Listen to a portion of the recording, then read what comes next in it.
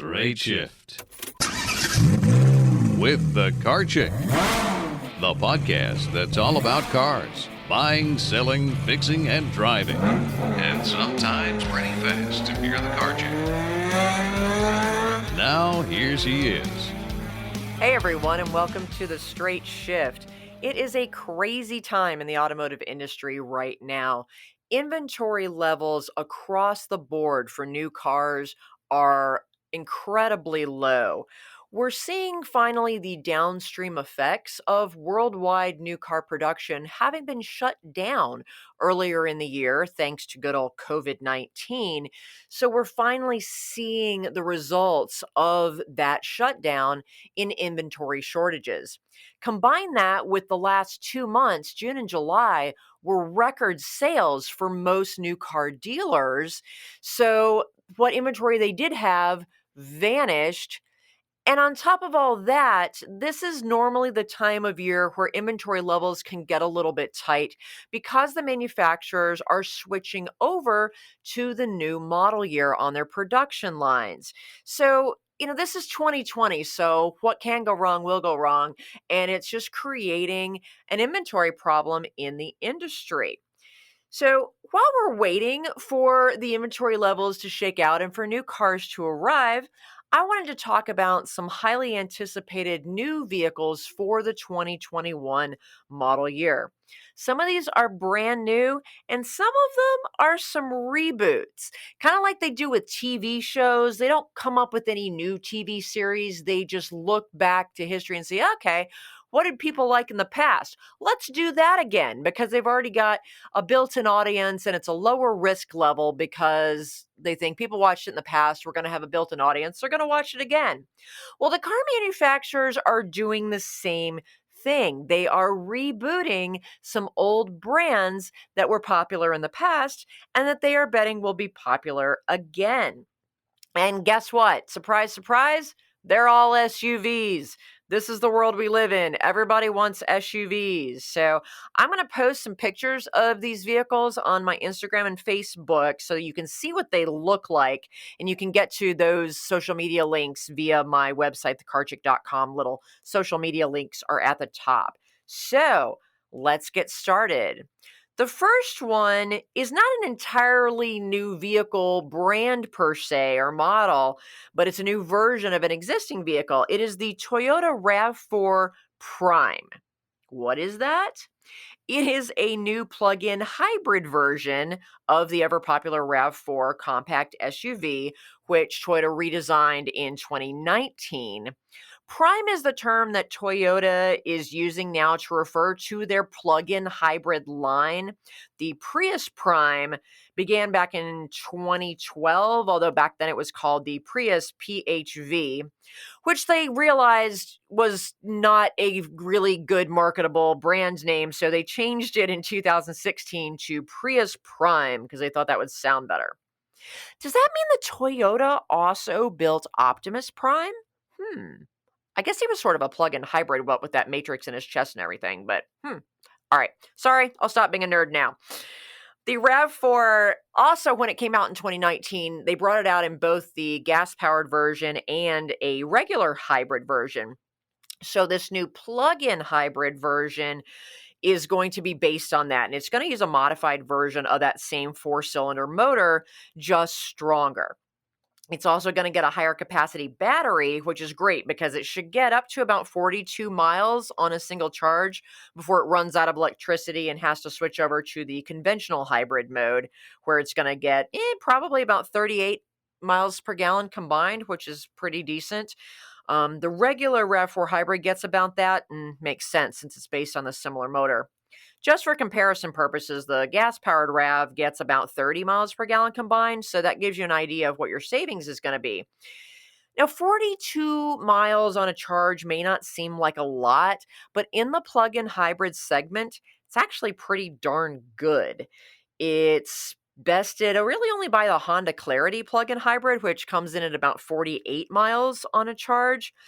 The Chevy Volt had one of the highest at 53 in its last year, but GM discontinued that vehicle after 10 years.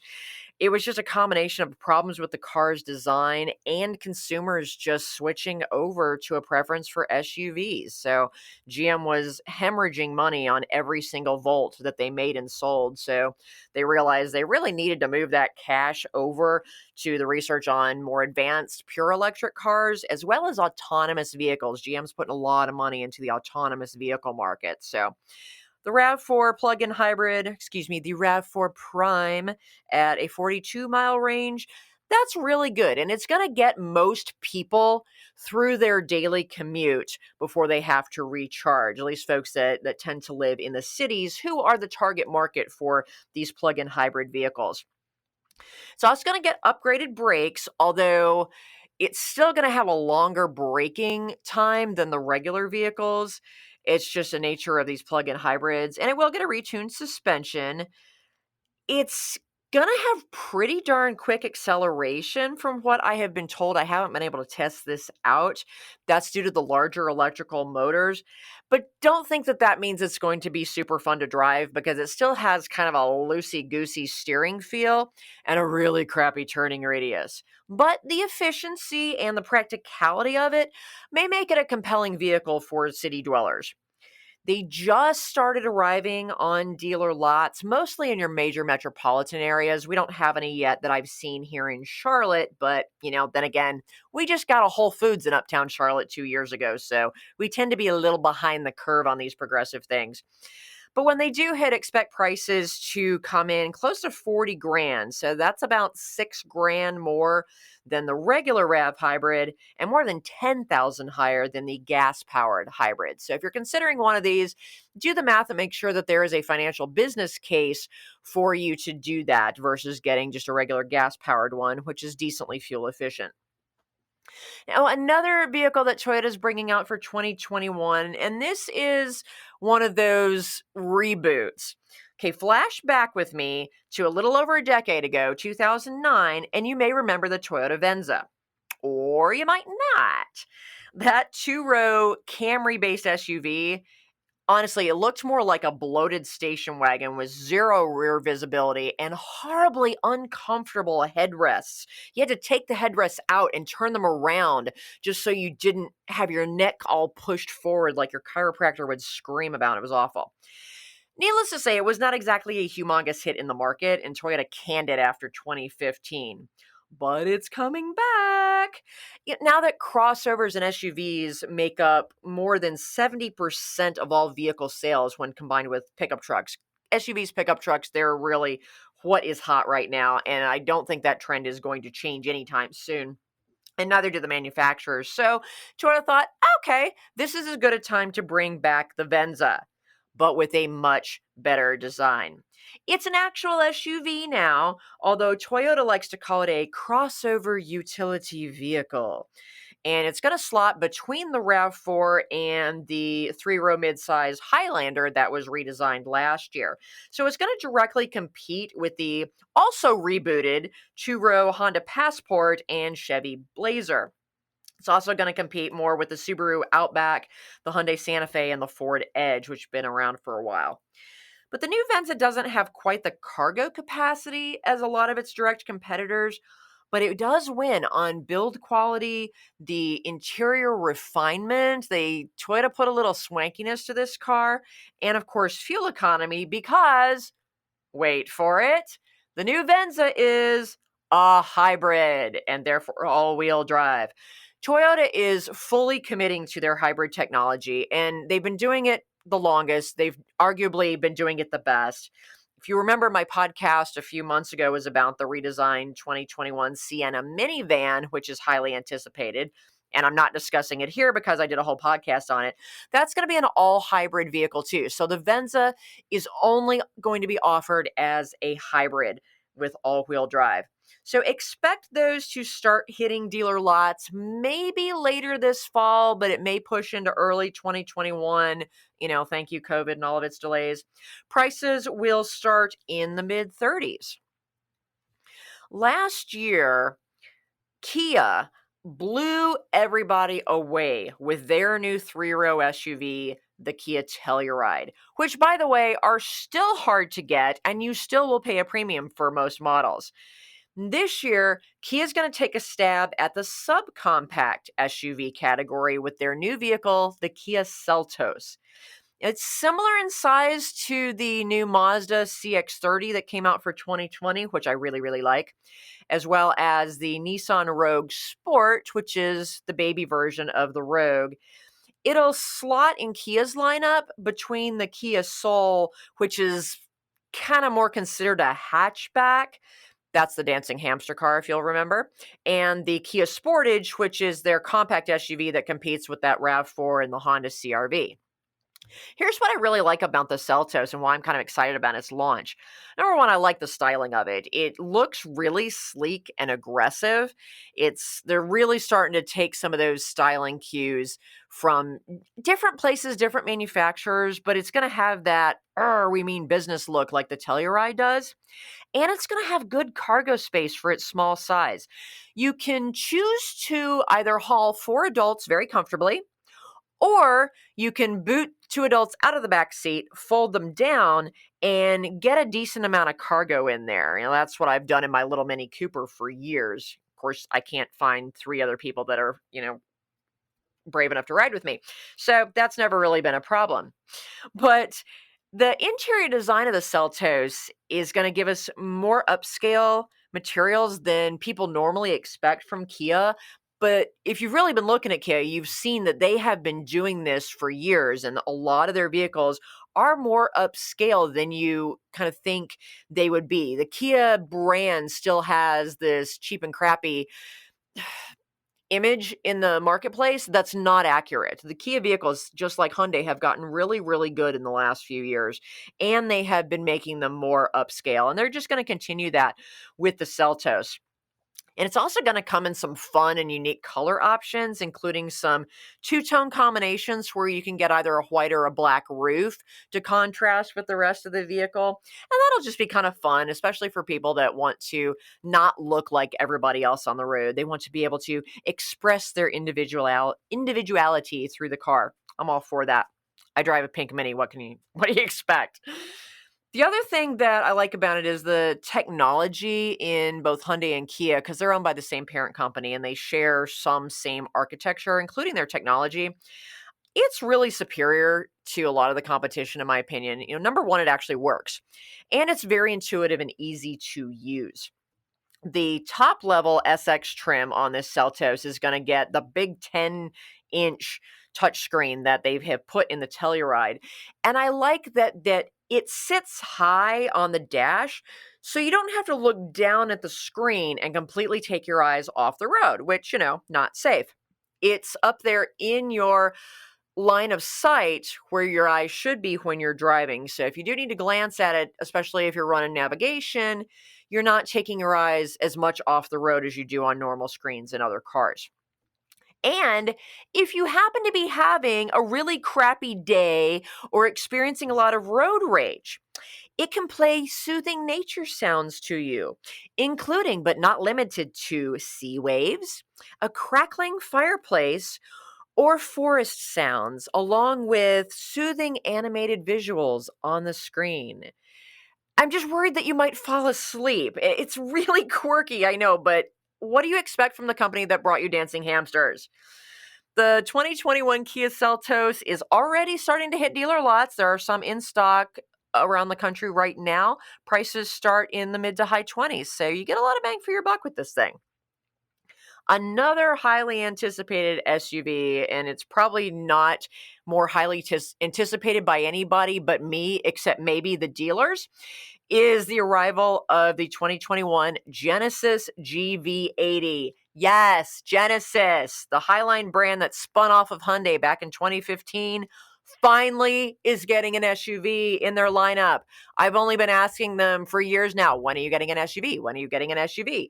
And their dealers have been asking, so when are we getting an SUV? It's finally happening.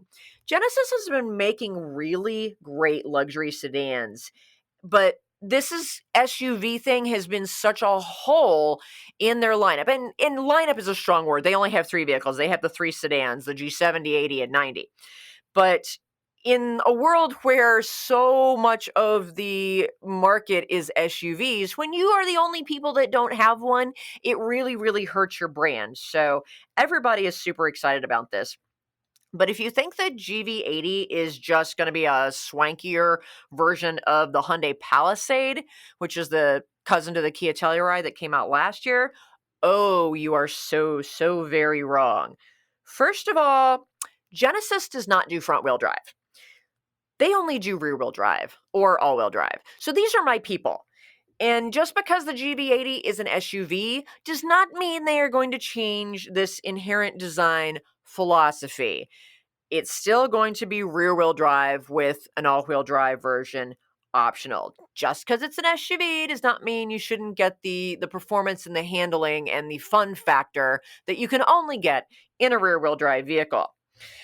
Okay, getting off of my soapbox here, but it will have all the swankiness of what you've come to expect with Genesis in spades. This vehicle is absolutely stunning. It looks a lot like a Bentley, and they've had some driving around in Asia already. They've already hit the Korean market. And a reporter I know went over there and was driving around Korea and driving around Seoul, and literally people who were driving things like Bentleys and the really high-end SUVs were pulling him over and flagging him down at stoplights because what is that thing? In Korean, obviously.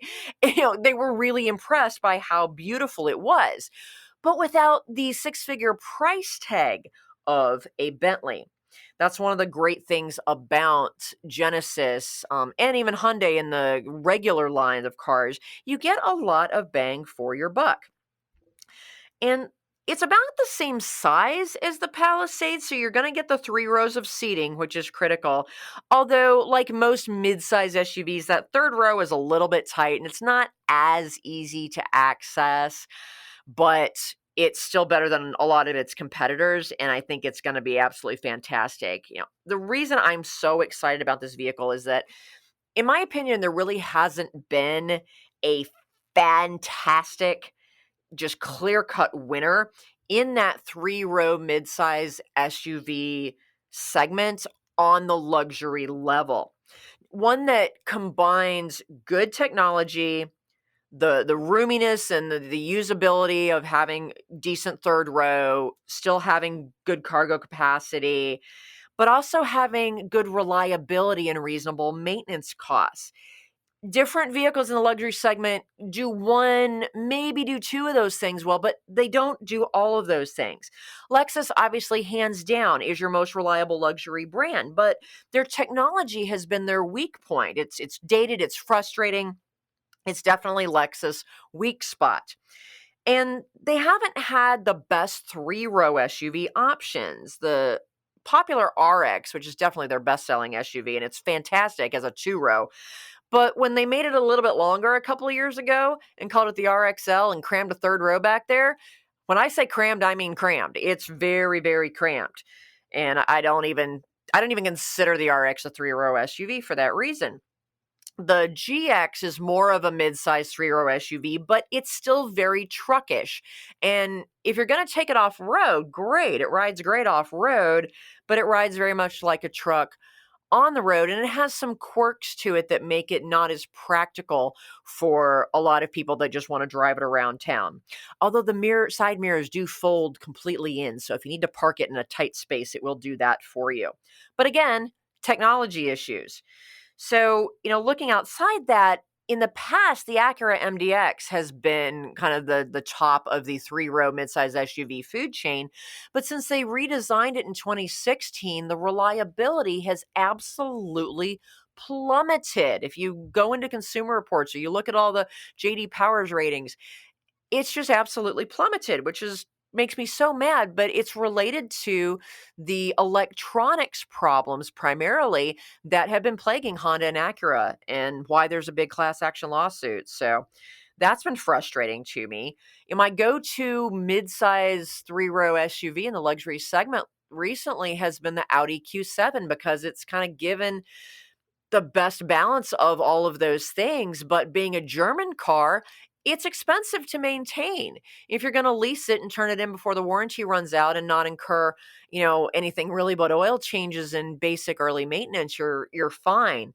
But while the technology that Audi has with their virtual cockpit is extraordinarily cool, it's a little overly complicated and over-engineered for some people, and heaven forbid when that stuff breaks. It's going to be ridiculously expensive to swap out the entire dash and all of those modules. So German cars just come with a high cost of ownership that you have to accept if you want to own a German car.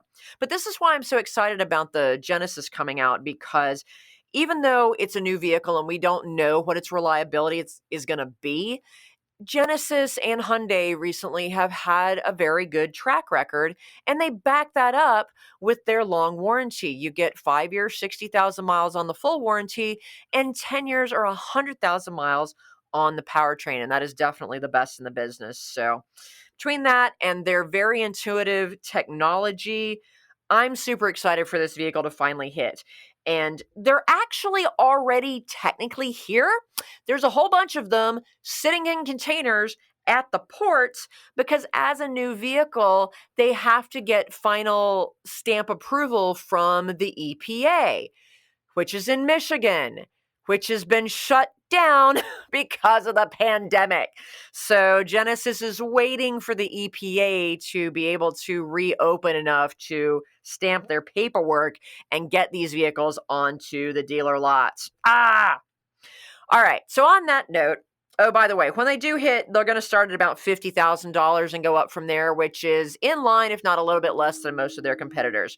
So on that note, I am going to take a break. And when we come back, we're going to talk about the return of some iconic American SUVs. Be right back after this.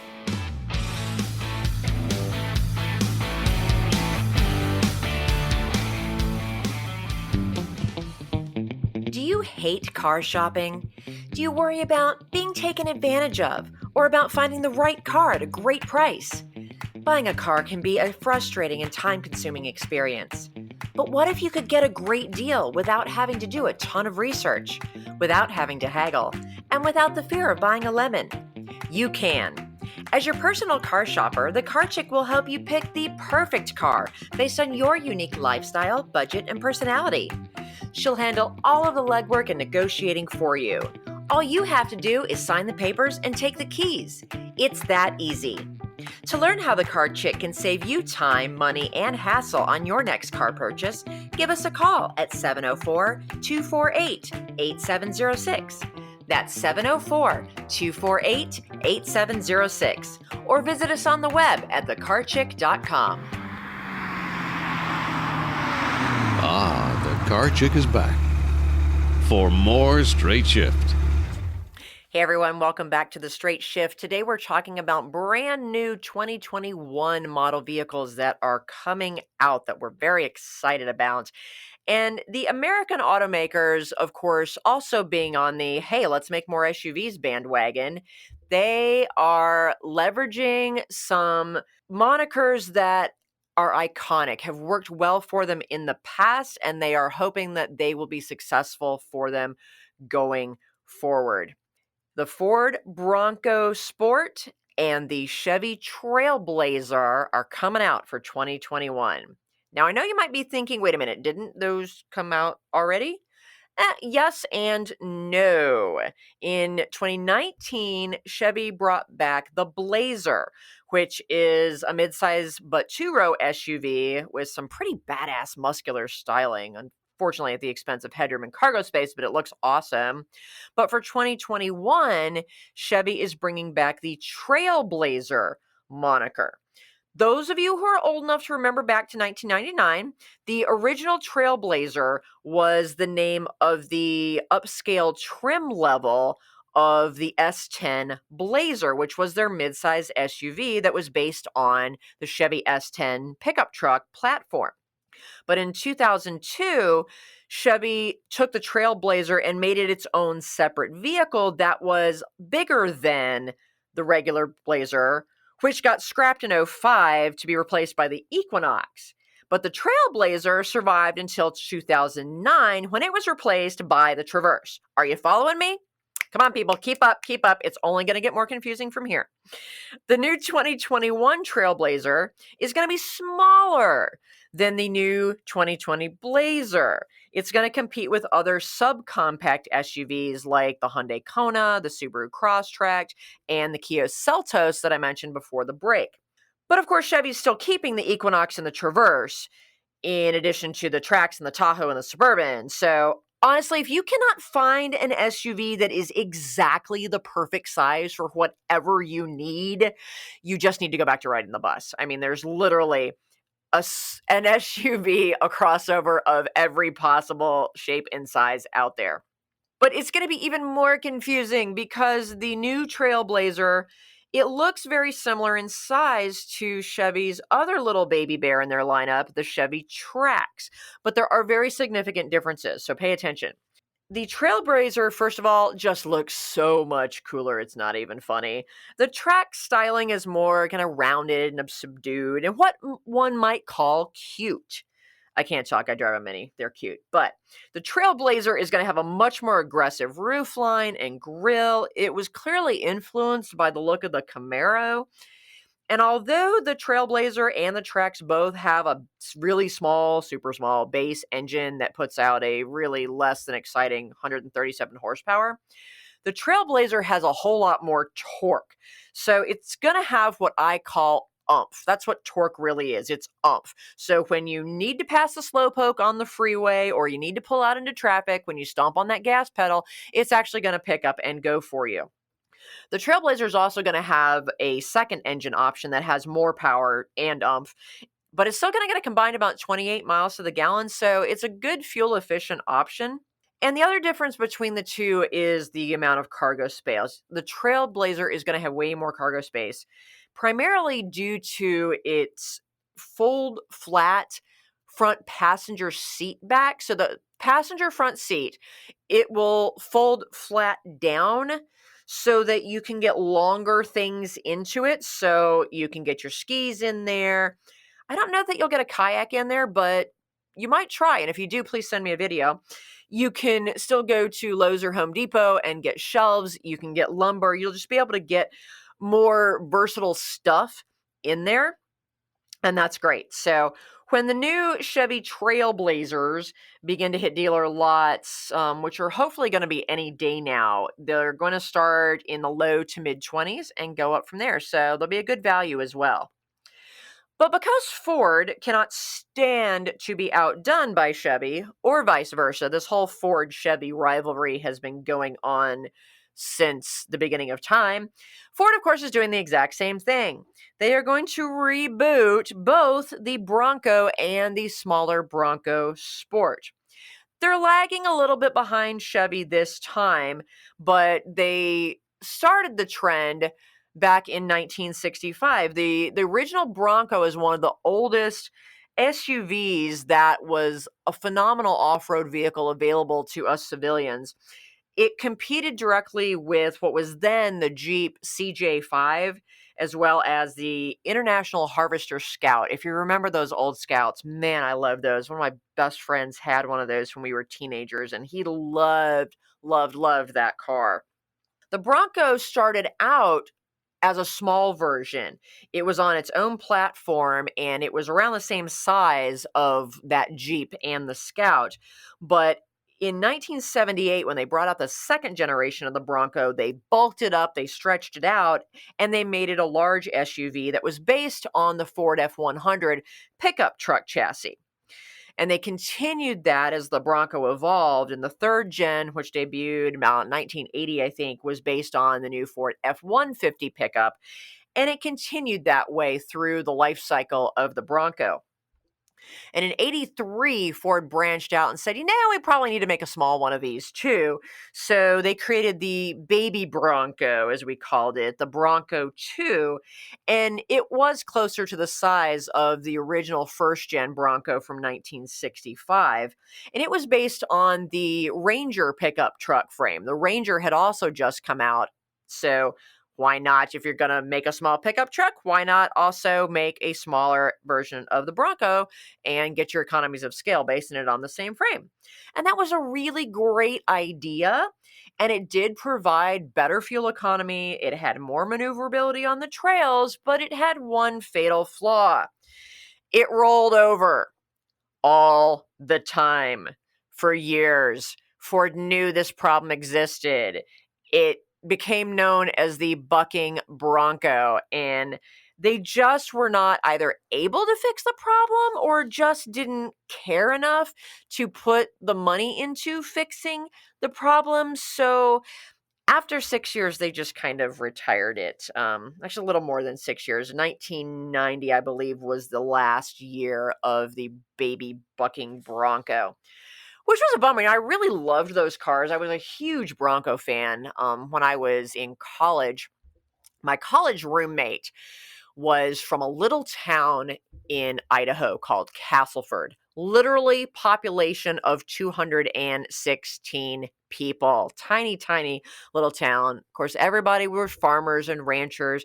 And she got me into the concept of these SUVs and these four-wheel drive off-road vehicles that you could do these different fun things with. Because my life up until that point had been rear wheel drive sports cars, racing, doing things I should not have been doing. But she taught me an appreciation for a whole different class of vehicle and a whole different type of fun. So I spent time at her place during the summer before our senior year in college. And then we also did spring break senior year at her house so that we could go skiing up at Sun Valley. And I learned how to wrangle cattle with a pickup truck. That was a skill that I just never in a million years thought that I would learn. That was a lot of fun. So you can actually drift a rear wheel drive pickup truck around a group of cows that do not want to go back in their pen, and you can make them go the direction you want them to go. It's so incredibly cool. So I learned to wrangle cattle with a pickup truck. But she also loved the Broncos, and we had a couple people on campus that had the Bronco too. And we were always just looking at that thing going, man, I want one. I don't care if they roll over. So this is why my parents did not let me buy my own car at that age, because I probably would not have made a smart or safe choice. But the new versions that are coming out, I'm sure will not have those problems. We have much better safety standards and technology these days. But Ford is going to bring back both the full-size Bronco and the baby Bronco, which they're now going to call the Bronco Sport. They're going to be released as 2021 models. The full-size Bronco is probably not going to get here until sometime in spring of 2021. It's had some delays, but the Bronco Sport will hopefully arrive by the end of this year. I love the styling of the full-size Bronco. It is going to be old school, body on frame, off-road monster that could very well dethrone the Jeep Wrangler as the king of the trail. The styling of this thing is so retro and so weird that it's totally cool. Purists, granted, are probably going to bemoan the fact that it's not going to have a V8 engine, but, that ship has sailed, people. Nobody's really making V8s as much anymore outside of the supercars. So everything is going to have smaller but turbocharged motors. So the Bronco will have a base engine of a turbocharged inline 4. I know that does not sound very sexy, but it's going to put out some decent power. But if it's not enough for you, they also will have a twin turbo V6 version, which should be very cool. And they're even planning a hybrid version in the future. So that kind of makes me go, hybrid off-road vehicle. Okay, whatever, I can roll with that. But I'm excited because it will have a manual transmission option, at least married to the smaller engine. Yay, manual transmission, 3 pedals. But in cool retro style, you can take the doors off, you can take the roof off, you can lock the front and rear differentials, you can blast your tunes through the Ford Sync system, and you can keep from getting lost with your favorite mapping program running through Apple CarPlay or Android Auto. Fuel economy ratings haven't been released yet, but who cares? You can drive this thing through nearly 3 feet of water without voiding the warranty. It's going to be awesome. I'm so excited. But because Ford can't seem to make less than at least 7 versions of any vehicle it produces, they literally have the most models on the market. They're close to 60 different vehicles that Ford produces. So the Bronco is going to have 7 different versions of awesomeness, and they're going to run anywhere from 30,000 up probably north of 60,000, depending on just how much awesomeness you are willing to pay for. The baby Bronco, the Bronco Sport, on the other hand, that is going to be based on the Ford Escape. Their goal with that is to blend the practicality and the fuel economy of a crossover like the Little Escape, but with the cool factor of the Bronco and the off-road capabilities. So again, you're going to have a bazillion different trim levels to choose from, as well as a boatload of different off-road options and accessories. So depending on how you configure this vehicle, I think it's going to navigate both the city and the trail equally well, depending on what you want to do. Ford also swears that you're going to be able to get 2 mountain bikes side by side, standing upright in the back of this vehicle. We'll see if that works. That sounds kind of cool. You have to put the seats down, obviously, but I don't know why this is important. I guess there are a lot of people who want to put their bikes inside the car so they don't get rained on or whatnot. I don't know. I don't ride bicycles of any kind, so not my jam, but you should be able to stand 2 of them up in the back, which is unique. Most SUVs have a higher cargo floor, and apparently you cannot do that. But I like that the rear window, the glass in the tailgate, is going to be able to open independently. That was a thing that these small SUVs or SUVs just of the past did, which is nice because if you do need to carry something super long, you can just open that glass and stick it out the back and tie it down. Or you can just easily pop that open, reach in and grab something that you forgot or that you need, and you don't have to open and close the full heavy lift gate. So that's a nice little retro touch that, it's just kind of nostalgic, but it's also very practical. So I'm really glad that they're going to do that. When the Bronco does start to hit lots, which I said hopefully will be later this year, prices are going to start in the mid to high 20s.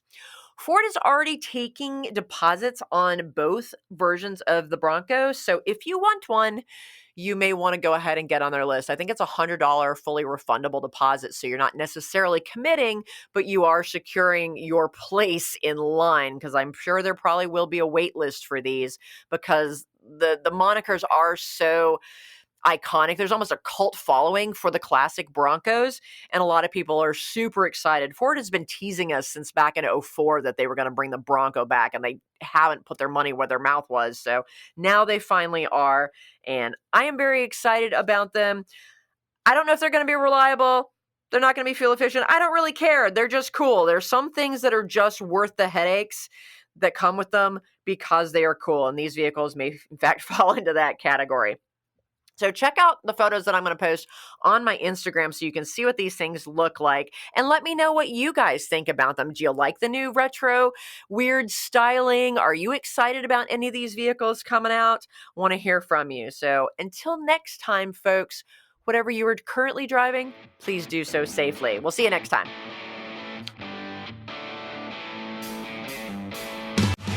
The Straight Shift podcast is copyright Leanne Shattuck, The Car Chick, 2017. All views expressed by guest and or co-hosts are those of the guest and or co-hosts, and not necessarily those of Leanne Shattuck or The Car Chick.